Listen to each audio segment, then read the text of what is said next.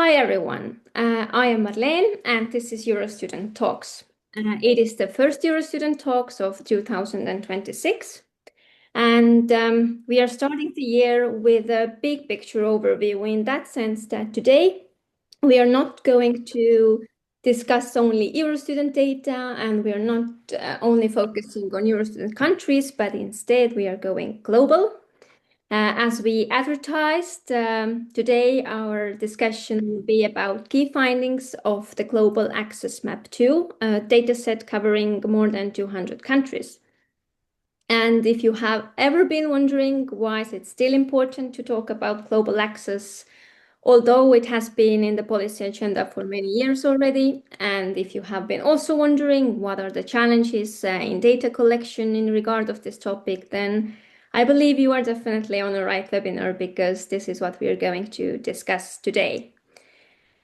Before we move on to the presentation and the following Q&A session, I will very briefly introduce our speakers. First of all, let's say hello to Professor Graham Atherton, who is the director of the World Access to Higher Education Network, Associate Pro Vice Chancellor at the University of West London, and Vice Principal of Ruskin College, Oxford, where Vahen is based as well. Graham has been working in the field of education research and management since 1995 and is an international leader and researcher in access to higher education and social mobility. He has produced over 200 conference papers and publications, led regional, national, and international initiatives to increase opportunity in higher education, and frequently comments on social mobility and education in the UK and internationally. So hello, Graham. Hi, Molly. Yes, and our another speaker today is Frances Sitt, a research and policy officer at the Ruskin Institute for Social Equity, where she supports policy and research initiatives, including the World Access to Higher Education Network. Prior to this, Frances served as a policy and communications officer at the National Education Opportunities Network, the professional organization for those involved in widening access to higher education in the UK. So greetings to you, Frances, as well. Hello, everybody, and Happy New Year. Yes, same to everyone here. I'm very happy to have you both here, and I think it's time to hand over to you so you can start sharing your screen and begin with your presentation as well. And if anybody has questions, they can put them to the chat or just raise their hand, and we will have the Q&A in the end as well, as I said already earlier. Thank you, Marlene. Thank you very much. Welcome, colleagues, and Happy New Year. So this morning, we're both going to speak about the research project which Marlene described. I'm going to introduce a little bit of background to the World Access to Education Network initially, the organisation that's driving forward this research. I'm handing over to Frances, who did most of the real work, to be fair, and then I'll come back at the end on the recommendations, a little bit about the future, and then we'll take the questions together. So, Frances, move us forward. Okay, so a bit background to the World Access to Education Network. What is WAHEN? What is the network that's taken this research forward? WAHEN was launched in December 2024. It follows on from an initiative called World Access to Higher Education Day, which ran from 2018 to 2022. Essentially, WAHEN is a new network focused on bringing organisations, including universities, ministries, governments, foundations, and others together to collaborate, connect, build capacity, and advocate for activities to address inequalities in access and success in higher education, which, as Frances will explain, is a genuinely global phenomenon. In many other aspects of higher education, which I'm sure many of your colleagues on the call will be aware of, there are international networks and global networks. Yet up to this point, there hasn't been the same kind of global network in one of the most prevailing and most urgent and most important challenges which faces the global higher education system, i.e. its pervasive inequalities, which Frances will explain to us in a few moments. Next slide, please. If you want to learn more about WAHEN, there's a website there, which is the front page of, called about the World Access to Education Network. Just search it up and Google it there, and you will see more information about the kind of things that we already have been doing, including on the website something called the Equity Hub, which has examples of over 50 policies and initiatives from over 25 different countries related to addressing various aspects of inequalities in access and success in higher education as well. Not just about getting into education, but succeeding and reaching your potential within it as well. And many examples you can draw from there. And also on the WAHEN website, there's something called the Equity Map, which looks particularly at policies on access and success in higher education in over 100 countries. You can click on and learn what kind of policies have been taken forward there in various countries across the world. Next slide, please. These are the kind of things that WAHEN will be focusing on, as I outlined: research and advocacy, capacity building, the World Access to Education Day, which we brought back last year with a hybrid event last November, both physically in South Africa and online. We're having our next edition of WAHED in November 2026. We're announcing the location, if you can make it there, but also WAHED's not just about a conference. The idea of WAHED is that under the WAHED banner, people can undertake activities and lead initiatives and activities on the day in their own localities, in your own university, in your own organisation, etc. We had over 20 different activities across the world under the WAHED banner in November 2025. Next slide. Now on to the report. So I'll just introduce the report and Francis goes on a bit further. It's called Join the Global Access Map 2 because it's a follow-up to a report that we did in 2017. The aim being to try to bring together as much information as we can from various sources to look at the extent of inequalities in access and success in higher education by background characteristics across the world. It was kindly supported by an organisation called the Lumina Foundation from the US. Lumina are a charity and foundation that supports activities to reduce inequalities in access and success in higher education, mainly in the US, but also across the world. Francis, I'll now hand over to you, and I'll come back to you later, colleagues. Francis.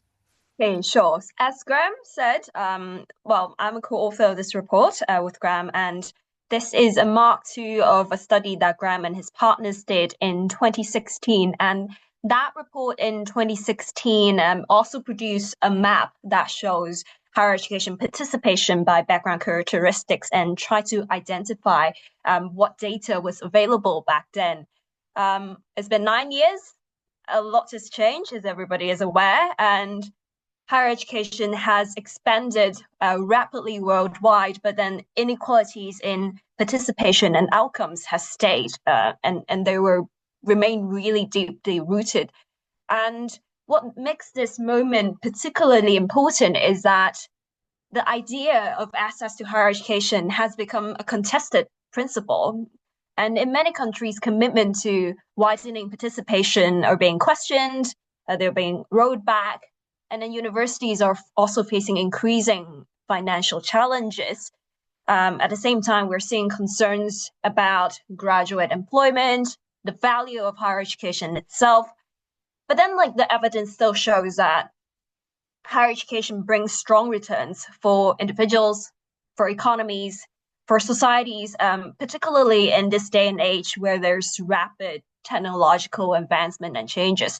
So that's why we believe global access is still very important. And that's why we believe why understanding who's missing out, where and why is still so essential. That's the reason why we believe it's time for us to go back to the data, see what has changed, and to see how the global picture has changed, so we can provide the latest global evidence base to inform policy and practice and efficacy as well. So with the Lumina's Foundation support, we brought together the latest data now available, showing what inequalities in higher education now looks like around the world. And we try to highlight where progress has been made or whether there's been decline in some places in the world. Compared to 2016, we were able to find a lot more data for this report compared to the last report, which allowed us to produce the most comprehensive study on this topic to date. For gender, we have data for virtually all countries or jurisdictions around the world. That's over 200 places. And for proxy measures of socioeconomic background, we have identified data for around 150 countries or jurisdictions. For around 1/5 of these countries, where we're able to identify data from more than one source.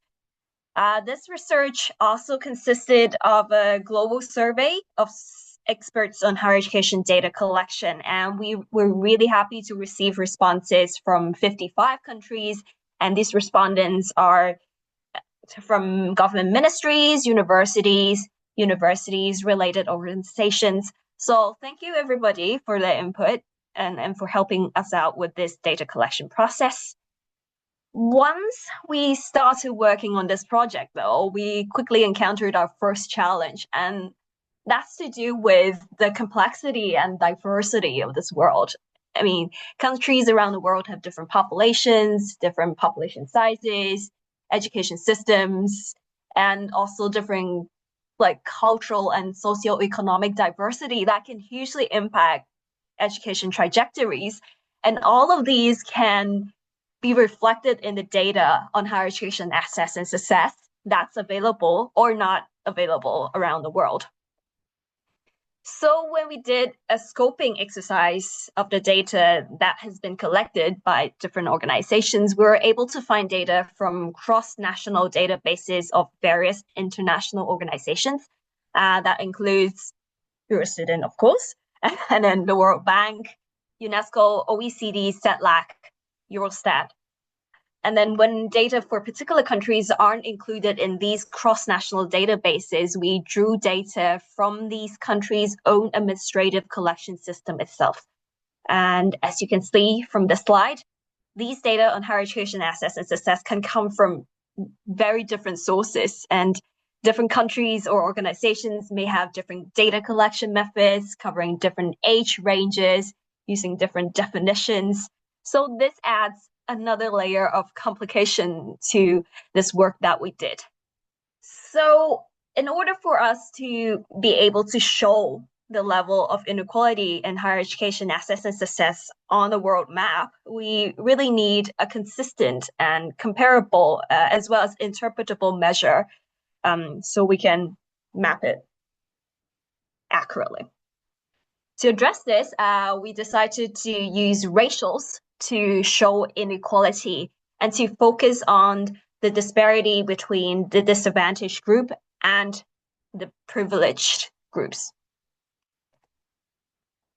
So for HE participation by gender, the World Bank already has a gender parity index for most of the countries on our list. So for the remaining countries, we've tried to find the female and male participation data and calculate a GPI by dividing the female value by the male value. We also did similar calculations for HE attainment by gender, as a GPI database isn't provided for HE attainment. As for HE participation and attainment by socioeconomic background, there is no available index like the GPI to capture disparity between students from lower socioeconomic background groups and higher socioeconomic background groups, which is why we created our own, and we called it the Socioeconomic Background Equality Index. That's calculated by dividing the percentages for students from the lowest socioeconomic background group by those for students from the highest socioeconomic background group. So as per UNESCO standards, if a country has an index value that is between this range, 0.97 to 1.03, the situation will be considered equal. And if the ratio is smaller than 0.97, that means there are fewer women participating or completing HE than men, or fewer so-called poorer students participating or completing HE than richer students. And if the value is larger than 1.03, we have fewer men than women and fewer richer students than poor students. Okay, now that I've got the methodology and the value, how to understand the value out of the way, we'll go on to the key findings and the key takeaways from this report. Firstly, even though we're able to find a lot more data compared to 9 years ago, data gaps remains a big issue, and that is making inequality much harder to track and very difficult to tackle. And unfortunately, inequality in higher education participation and attainment remains pervasive around the world, and it's not just about how rich a country is or how poor a country is. We're glad to see progress in some countries, but progress is uneven and fragile. We're going to dive deeper into these points now. First, on data. So our global survey on data collection shows us that gender and proxy measures of socioeconomic background are still the characteristics about which data is the most frequently collected by individual countries, and that sort of reflect what we found in 2016 as well. But this time, it's very encouraging to hear that in over 80% of the countries participating in our global survey, data is now collected at a national level annually. And that will hopefully enable more reliable long-term tracking of higher education equity in future. And in around 90% of countries around the world, data is collected from higher education institutions directly. However, as seen from these quotes I've included here on the slide, while more countries are collecting data than before, inconsistent and voluntary reporting, and in some cases, social unrest and political instability continue to be major disruptive factors, creating data gaps and data quality issues. And these barriers, unfortunately, continue to undermine global understanding of the problem we have and continue to undermine action we need to take to tackle inequalities in higher education. The evidence we're able to find this time shows us that inequality in higher education attainment and participation exists in all countries around the world where we can find data, making this truly a global challenge no system has yet solved. Internationally, significant attention has been given to improving gender equity in higher education, but the latest data shows that gender gaps still exist and they cut both ways. Take higher education participation as an example. Inequality by gender exists in most countries around the world, with around 2/3 of countries having more female than male students participating in higher education. And if you're quick with math, you will know that only 12 countries have an equal distribution of male and female students participating in HE. These are the countries shown in white here. This is a mixed group, some drawn from MENA region, including Egypt, but also India, as well as Sudan. Countries with the highest proportion of female students participating in HE, that means an underrepresentation of male students. These are the blue and the greens in the map. They're drawn from across the world, including Europe, North and South America and the Caribbean, and as well as Middle East with Qatar. The countries with the highest proportion of male students, that means not enough female students go on to higher education. These are the reds, orange, yellows on a map. They're in the main from sub-Saharan Africa. And if you look at HE attainment by gender, only 11 countries have an equal distribution of female and male completing HE. But then there's a difference between participation and attainment in that for participation, most countries have more females than male participating in HE. But for attainment, a little bit more, a slight majority of countries actually have more male completing HE than female. So there's a little bit of a difference here. This graph here compares the average gender parity index for higher education participation and attainment by regions of the world. And that's just as a reminder, the higher the GPI, the higher portion of female students are participating or completing HE. These average figures are the lowest in Africa, because many countries in sub-Saharan Africa have a high underrepresentation of female students participating and completing HE. And on the other end of the spectrum, Latin America and the Caribbean on average has the highest underrepresentation of male students participating and completing HE, which makes sense because of the 20 countries with the highest proportion of female students participating in HE, half of those are from South America and the Caribbean. Europe seems somewhere in the middle, though the figures aren't very different from other regions that also sit in this middle range. But interestingly, you can see that for all regions, a higher portion of female students is participating in HE than completing them. And this may be due to the data that we have used. It could be a reflection of generational differences, but the most worrying possibility is that this could be due to higher levels of student non-completion among female students. We have seen evidence of this in Africa, but this is also happening in areas of the world where higher education systems are older and GDP per capita is higher. So this is an issue that we should pay attention to. Moving on to socioeconomic background. Apologies. As discussed with the gender issue,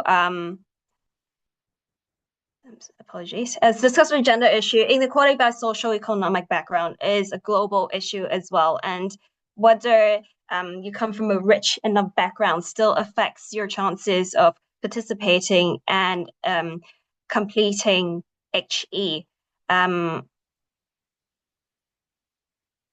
And at this point, I think it's important to also mention that to be included in our analysis, data must be available for both low and high socioeconomic groups, because we have to calculate the ratio, right? So for some countries, while we have good data for learners from low socioeconomic background, we don't have that for high socioeconomic background groups. So we'll have to exclude those countries from the analysis.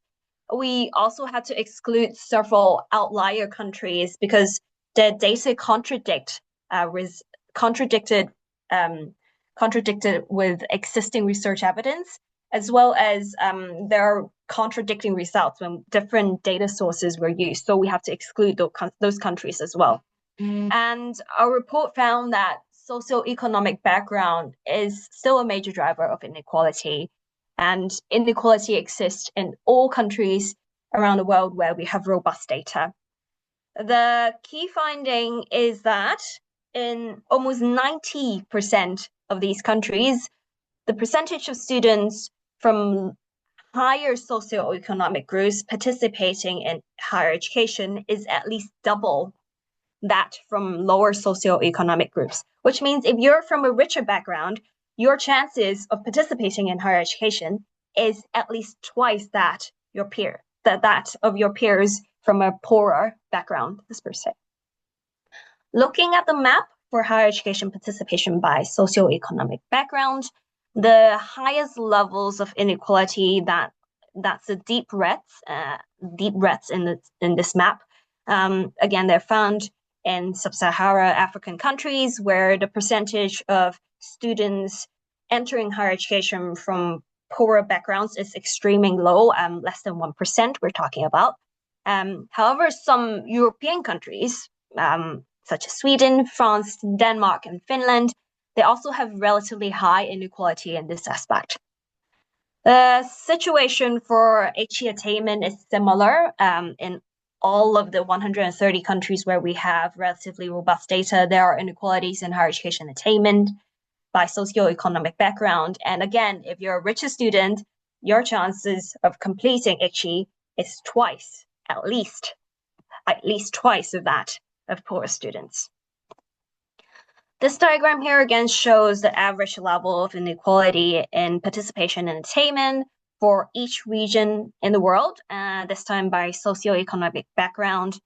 And as a reminder again, the lower the figure, the smaller portion of poor students are entering and completing HE. And as you can see, inequality is the most serious in Africa and comparatively the least serious in North America. And except for North America and to a slight extent Asia, inequality is higher where participation is concerned than attainment.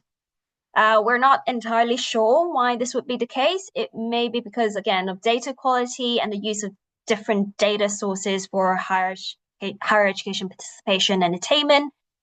But then this again shows us the limitations we have when we are comparing this sort of data around the world. So when we're talking about inequality in higher education, we often tie it back to the wider inequalities within the country itself. So it makes sense for us to look at how inequality in higher education relates to a nation's overall economic circumstances. And in the study, we calculated the correlation between the GDP per capita for different countries and see how that connects to their inequality levels in higher education access and attainment, both by gender and socioeconomic backgrounds. And the result shows that for both gender and socioeconomic inequalities, there's only a moderate link with national income. The R value is around 0.5. This graph here on the slide in particular looks at the correlation between higher education participation inequality by socioeconomic background and the national income of the country. And you can see a clustering of countries with low income of around 5,000 US dollars per capita GDP a year. That shows greater level of inequality, whereas students from lower socioeconomic background groups are much less likely to participate in higher education. But once you go past that mark, you can see that the situation becomes much more varied and dots becomes very scattered. For instance, we have Canada and Sweden who has similar GDP per capita. At around 55,000 US dollars per year. But then their inequality index for Canada is 0.57, but for Sweden it's 0.11. So very, very different pictures here. And this suggests that you can't just look at the national income of a country alone to determine whether things are fair.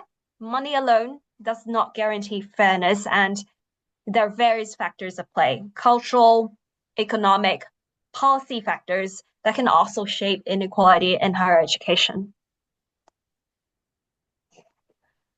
Another key finding is that some countries around the world have shown progress in reducing the inequalities I mentioned, but then these progress has been uneven and fragile. In the study, we compare data points that are 10 years apart for each country, and when a full 10-year span is not available, we use the closest possible time frame we could find. But tracking progress is very challenging in many, many cases, particularly for socioeconomic background analysis, because a lot of countries don't have data from 2 points in time. Some countries only started recently to collect such data, and then like some countries have really outdated data. So here's a reminder again that these comparisons need to be made with extreme caution. You can't just go in and assume that there's a perfect comparisons between countries.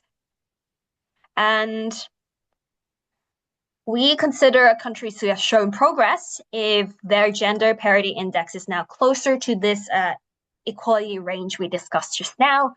And for socioeconomic background analysis, since all countries have fewer poor students go to or complete HE than richer students, we consider a country to show progress if their index figure has increased. And in the interest of time, I'm gonna just focus on actually participation for both gender and by socioeconomic background. For gender, it's encouraging to see that in most countries, gender parity has improved over time. These are the greens, the blues. They're mainly from Africa and Asia. But then there are also a significant number of countries in the world where gender parity has worsened, and the yellows and the oranges, and that includes a lot of countries in Europe as well. And in 17 countries, there have been no change. The white are the no change countries, as per se. So broadly speaking, progress in gender parity is happening in countries in the global south, whereas for richer countries, we're moving away from gender parity. As for progress in reducing inequality and socioeconomic background, again, the mere amount of countries are in gray, which are the countries where we don't have data, shows again the limitations we have due to data availability. So again, data. And as you can see from this slide, 57 countries have made progress. These are the black, the greens, the blues. 27 countries, they have seen inequality worsen. These are the yellow ones. And 26 countries have seen no progress so far. And all of these are drawn from across the world. And for Europe, we see some progress for some countries that's in decline. So given the scale of higher education inequality worldwide and the persistent data challenges that I have mentioned again and again, addressing these issues required coordinated action at a global level. And our report sets out a number of suggestions that can help tackle these problems. And Graham will now take us through some of the recommendations we think will help the situation. Thank you, Francis. And thank you for your work you've done on this report. As you can see, colleagues, we managed to marshal quite a lot of data. It's an imperfect world. As Mattis outlined, some of the data there comes from different timescales, from different sources. And we didn't, in the report, we tried to avoid individual country comparisons, rather than to look at what progress is made by particular countries in their own terms. But nevertheless, we see a high level of inequality. We have a number of recommendations there. I think, obviously, with UNESCO, their SDG 4.3 looks at gender. We consider whether it could also now start to think about socio-economic background as part of SDG 3 and the SDGs. Obviously, we think about targets for access and attainment that governments could construct. I mean, we would argue that looking at the data we have brought together, while again, I emphasize it's imperfect, there is a level of data available that could allow far more countries to think about targets, given there is the data there to think about those targets.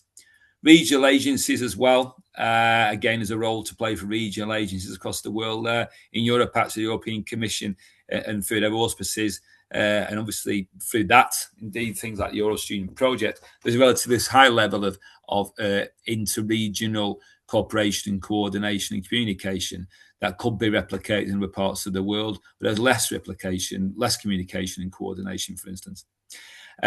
Fourthly, we did find evidence of countries that made progress. But the next steps to look at what that means. Why have those countries made progress? What can we learn? What can be scaled up? There is a large number of university representative organisations across the world. Not all of them are subject related. Many are regional. Many focus on aspects of the higher education space that intercede and connect with the issue of equity. To what extent are those representative organisations focusing on access and attainment and equality? We would argue not as much as they could do. And again, to what extent are those international organisations collecting data, speaking and cooperating and collaborating with each other to look at how that data can be brought together and what it means across boundaries? Because in certain countries, of course, we see more than one agency collecting information, or indeed intersections between individual countries collecting information and that collective international organisations. Francis. Okay, moving on to Wahen. Finally, again, where are you taking this work forward? We will be looking at this piece of work from a research point of view and seeing what other aspects of analysis we can bring forth. We have more data that we didn't put in the final report. We have data, for instance, not just on the relative differences in inequality in individual countries, but absolute differences in inequality, which could show something of a different picture. We may do some more deeper dives for particular regions of the world as well as possibility. As I'm talking, you can see there in March 2026, we're opening up memberships into WAHEN for universities, ministries, NGOs, and foundations. Look at some of the work we'll be doing in terms of online global communities. We'll be having our WAHEN 2026 extending our equity hub. We believe global cooperation is crucial in this area, but that can only be done by those working together. WAHEN, we believe, played a valuable role. We only play a valuable role to the extent to which those who benefit and take part in this work can engage in it. And that's believed coming together in a more concerted and concentrated way. While obviously we see great collaboration across Europe, which we're involved in ourselves, there is, of course, this is a global challenge, and never more so now when we look at the fracturing of relationships across the world, across all aspects of politics, education, and society. It's never more important that where you are working, what space you are working in, you strive to work together internationally to address what, at the end, are global problems. Thank you. The full report's there. Thank you, Graham. Thank you, Francis. I will open the floor for the questions. So please, listeners, either to the chat or just raise your hand, let us know.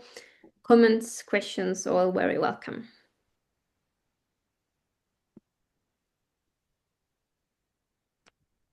It was very insightful and very exciting to see all those maps and those results. So any questions, comments?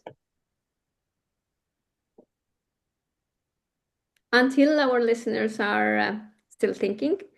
Actually, I was wondering, you also referred that this is Global Access Map 2, so it's the second version and there was one before.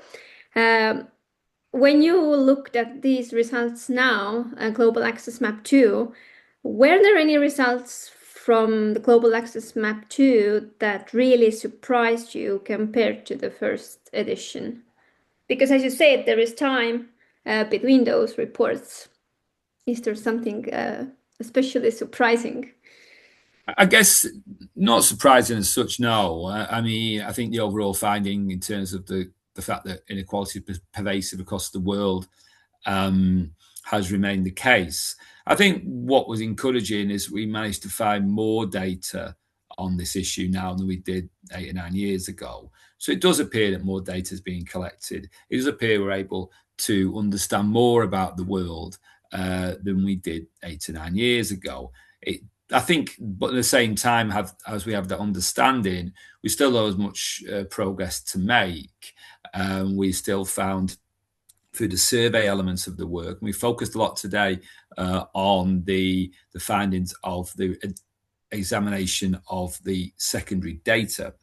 But for those who get a chance to read the report, will see we also undertook a survey, I think Francis alluded to, we had around 50 countries returned to that survey. And we did find in those returns that more countries seem to be collecting their own data. Yet at the same time, the concerns over the quality of the data. And it's not just about collecting as well, it's dissemination, distribution of information as well. I mean, it's okay collecting information, but is that disseminated? And does that data relate to changes in policy? So there's still many challenges. But I think the encouraging sign is that we are able to locate more data than we were 8 or 9 years ago, give ourselves a fuller picture. And I think, again, we didn't look into gender so much as we did this time, and we understood some of the gender differences now as well. So I wouldn't say there were, Marlene, surprising conclusions, but I would say that the depth of understanding is certainly increased since when we did our report, I think, as Francis said, around 9 years ago now.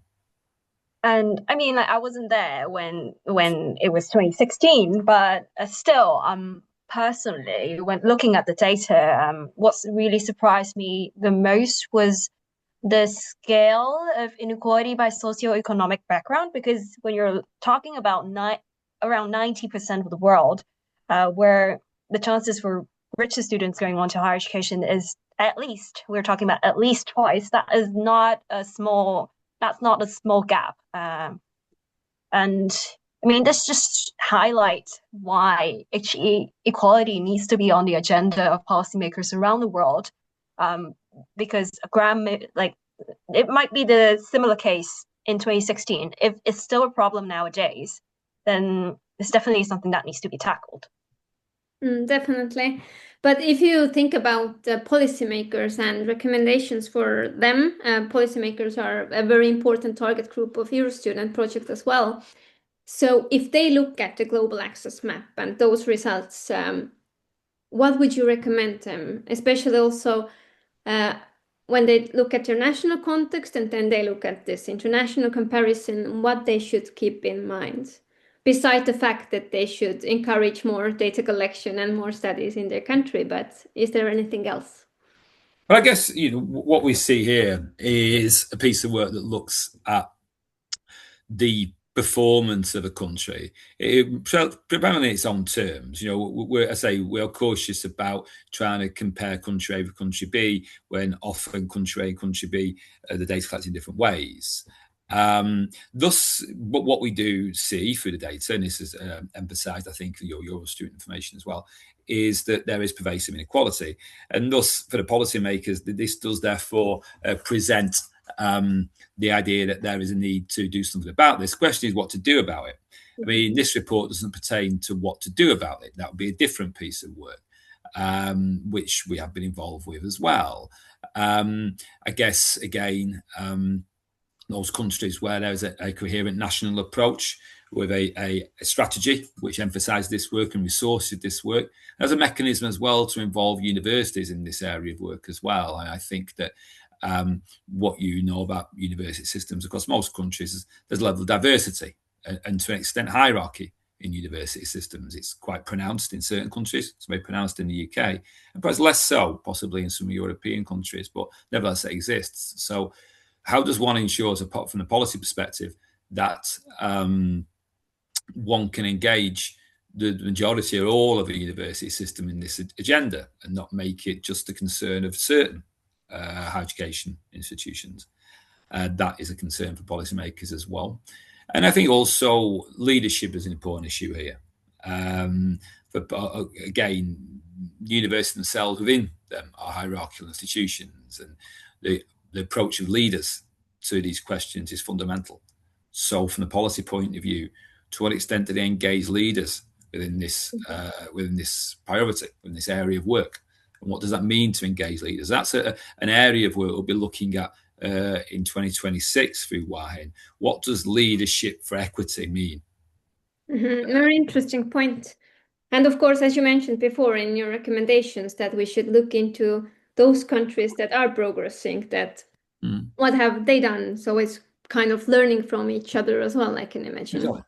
Exactly. Again, there's also a point to look at which countries have made progress, what arrangements are there. Remember, this is a complex question. It involves, yes, it does involve higher education, but it also will involve the schooling system.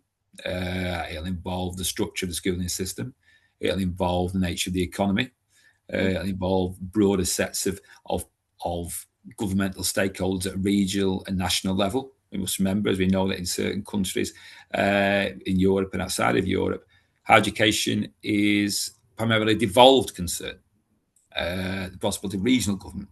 Nevertheless, national government have a role to play as well. So it's looking at that, how stakeholders interact with each other within individual countries. What does that kind of, if you like, higher education ecosystem look like? What ecosystems exist that are more conducive to reducing inequality and those that are less conducive? And there's still much to be done, I think, in understanding that individual country levels. What the data does is shine a light possibly on those countries where that further work could or should be undertaken. Definitely. But any questions or comments from our audience now? Yes, Irina, Howry, please. Thank you. First of all, thank you for all the information and for the nice presentation and all the data provided. I'm coming from the inclusion field, and I have maybe just a little future-orientated question. If the WAHAN is also maybe in terms of access, considering to gather data on disabilities or like other determinants who would, who can hinder or barrier the accessibility to higher education? Thank you for the question, Irina. Yes, I mean, we are indeed, through WAHEN, having a focus on disability and access. We did have a seminar actually last week, bringing together some contributors from several countries who had undertaken activities where it came to progression with disabled students. I mean, I guess your data question is very interesting. I mean, I guess if you wanted to attempt a similar exercise with regards to bringing together data on the progress for students with disabilities from across the world, and what would that piece of work look like? I mean, no doubt it would indicate a pervasive inequality, I would suggest. I mean, I guess the challenge would be the extent and the quality of data one could obtain, and also in particular, the extent to which, when one obtained that data, you are able to look at different kinds of disability there and the implications. And also, I guess, from the point of view of inclusion, how that related to higher education outcomes in particular. But I think that certainly we know that data is collected looking at the progress of disabled students. But I think to really understand that, I think one has to get under the label of disabled students. We know there are very different forms of students with disabilities, and we know that impacts on students in very different ways. But certainly, I think that when it comes to data, that exercise will be an interesting one. It might reveal again the extent to which in certain countries this issue is more or less of a priority. From WAHEN's point of view, it will be an important area of work to take forward, and we intend to, for our members, construct what we describe as our global communities, where those who are members, who are focused on this issue, are able to engage and work with others across the world to understand better what the challenges are, and also, of course, what the solutions may be.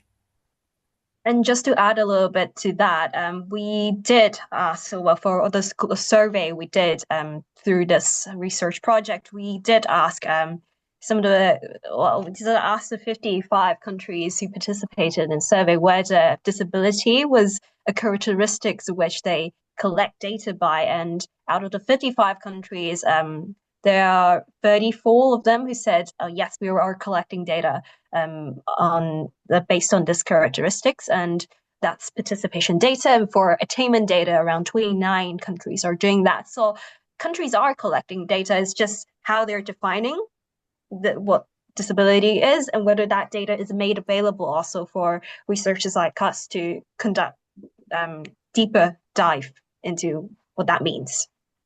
So hopefully that answers your question.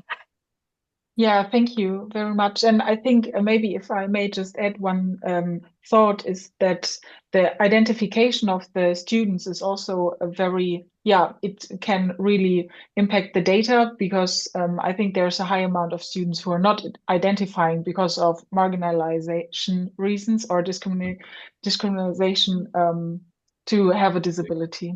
Yeah, thank you. I would agree. Thank you, Irina. Thank you. Thank you, Irina, for your questions and comments as well. But we can hand over to Ella, who also raised hand. So please. Hi, my name is Ella Kush, and I work in Norway for a committee that works with gender balance and diversity in research and higher education. And until New Year, we only worked with researchers, and from New Year, we also work with higher education in general, so the student population. And we have worked a lot with data collection. We're lucky with our gender statistics, but and lots of qualitative and quantitative studies as well regarding the progress of women and men in our system. So we have good student data on gender, and there a major issue is how they are spread across different disciplines, and that data at national level is very important. That the old well-known one about women in science, but also the lack of men who are teachers and health personnel. But what my initial reaction was that I wonder about comparability, because there are so many. When we first started working with socioeconomic status, which was in 22, I think that became part of our mandate, we had access to data about parents' education level. And in other countries, I know they have worked more with socioeconomic, some economic data, which I assume is register data that they base. So I just wanted to ask you about the dilemmas of choosing when you're working with such a large data set, whether it's first and foremost available register data on socioeconomic status, or whether you've also used parental education. Yes, thank you, Ella. As we emphasised, comparability is difficult across the world when we look to measure socioeconomic data. Our task was to bring together the available data across the world, thus allowing that to portray a global picture without wishing to compare individual countries. You're correct to say that there are different measures of socioeconomic background used. And it's also correct to say that in some countries, it's not the norm to collect such information as well. I think there are also geographical focuses in some countries when it comes to measures of socioeconomic background. There is, again, no a raging debate about what the best measure is. I don't think such a thing as a best measure. That there's the least worst measure, possibly, in this area, one thinks about. I think from an individual country point of view, the extent to which one uses a different measure will depend on ability to collect that information as well. I mean, parental background, has its uses, but again, I mean, if those who went to education before, that's a broad proxy measure of your socioeconomic background. I mean, a lot depends on what other data you collect in individual countries. So, I mean, for instance, in the UK, we also collect data on the income of students, and we can track their students not through into HE, but past higher education as well. Some on the basis of parental income, giving you an idea of what happens after you leave higher education as well. But we've got quite a well-developed data system in this country, in the UK. The other point I make is that looking at this internationally, there's a resource implication here. If you look at many countries in the world, most countries in the world have challenging resource issues when it comes to higher education funding. But if you have a more sophisticated data system, that's going to cost investment. And there's a level to which there's a trade-off between how much you invest in your better data system and you invest in overall other aspects of your system as well, if you want to improve data collection. But that's, I guess, a question individual countries need to look at and face.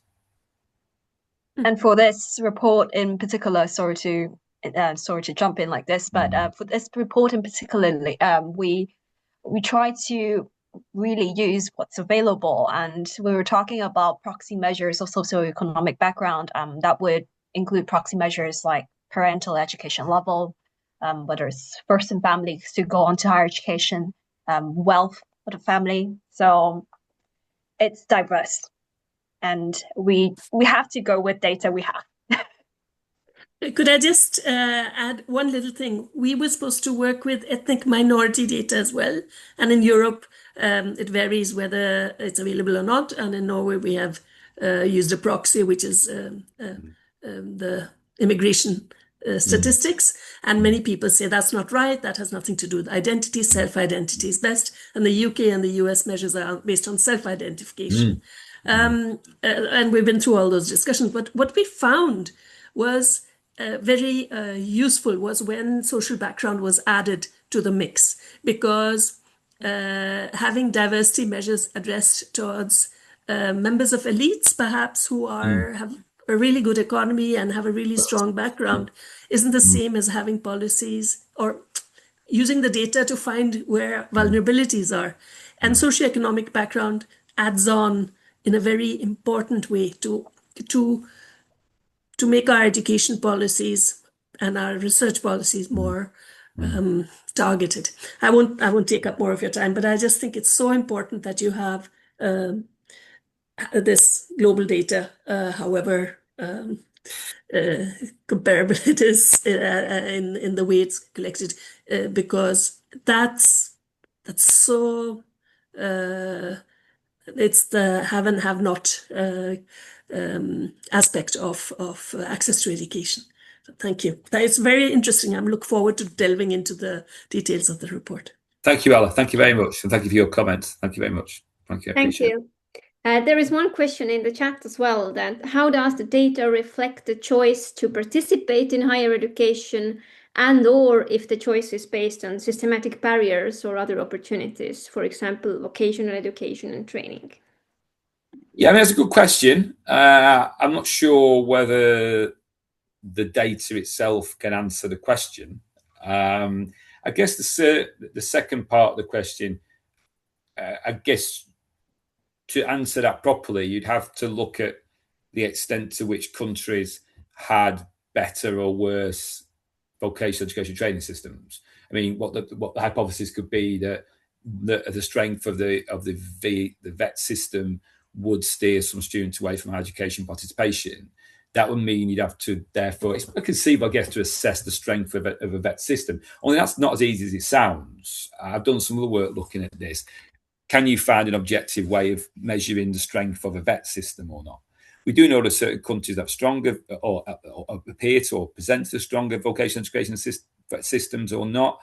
I mean, I think when it comes to it, what does the data reflect? I mean, in participation, it reflects a number of things. I mean, clearly, if you look at the countries with very low, highest levels of inequality, as Francis pointed out, they have pretty low levels of overall participation. These are parts of the world where poverty is generally the highest, inequality in society is very high, and education systems are in a development phase. I think what's interesting, and one would expect there to be inequality on those grounds there. What perhaps is more interesting is the systems where education participation is higher, and inequality is generally lower globally. Also, but nevertheless, more societies are to some extent unequal economically, would also have some instances where it appears to be relatively high levels of inequality where higher education participation is concerned. That would be an interesting question. Why is it that a system might have quite high levels of overall participation, yet still appears to be fairly unequal? Whereas I'm not saying it's not interesting to think about countries where that's not the case, but one could have a clearer idea why that's not the case if you look at the context of the country. Where the country has high levels of income and high levels of participation, you might argue why does it still have high levels of inequality where HE participation is concerned? Many interesting questions to still answer. But Francis, Graham, is there anything you would like to emphasize before we wrap it up? Francis, anything you want to add? Just a reminder to use the data and do comparisons really carefully, as we reiterated many times. And also the report is available on the WAHEN website. Yeah. Yeah, but as Ella said, we can all dive into the Global Access Map report and even look further into the study. But of course, we have to wrap it up. Although there are definitely many other interesting questions we could discuss. It has been very fruitful and very insightful. I really appreciate Francis and Graham that you joined us and it was part of EUROSTUDENT Talks today. Of course, also thanks to all our listeners for your comments, questions. And as I said, it was the first EUROSTUDENT Talks of 2026. We have kicked off the year now, and you can already save the date for the next webinar. It will be the 19th of February, but not on a usual time, but a bit later time-wise, 2 p.m. CET. So the further information will follow as usually, so stay tuned and until the next talks. Thank you once again, Francis and Graham. Thank you. Thank you, Molly. Thank you very much. And thank you, colleagues, for attending. Thank you. Bye-bye, and have a nice day, everyone. Thank you.